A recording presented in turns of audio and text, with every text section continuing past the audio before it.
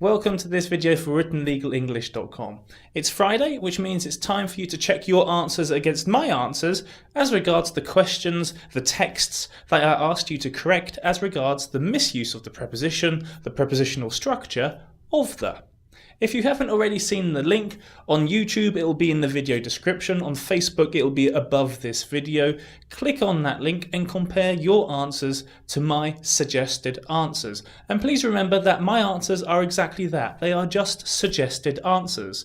They are not the correct answer. So as long as in your answer you manage to eliminate the uses of the, then you've done the job well done.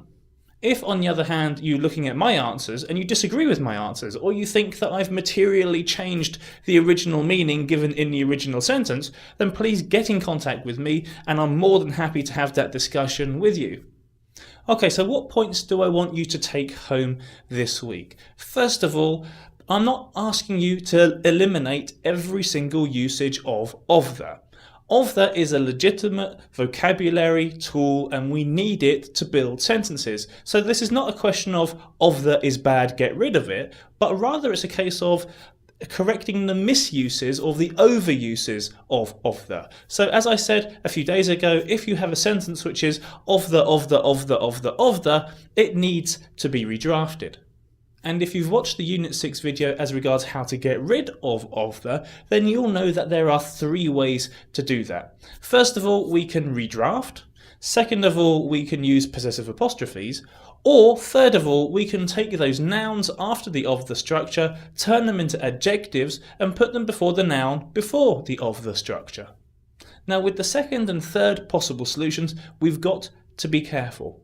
As regards creating possessives, not everything can possess everything. So I, as a human, can possess lots of different things.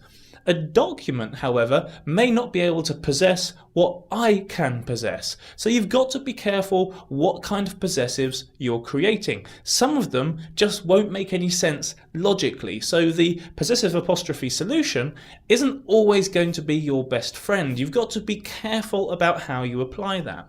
The same can also be said of the adjectival structures. When you take a noun and you make it an adjective, you've also got to be very careful that you're not creating noun strings. So you've got adjective, adjective, adjective, noun, where those three adjectives are all nouns.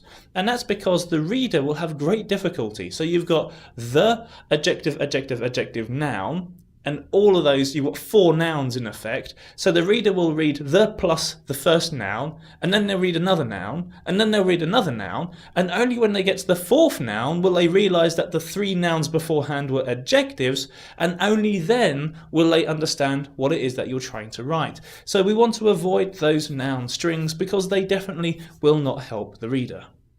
Okay, try to take all of that in, and of course, if you've got any questions at all, please get in contact with me either on YouTube or on Facebook, or send me an email, and I'm more than happy to answer your queries and help you out.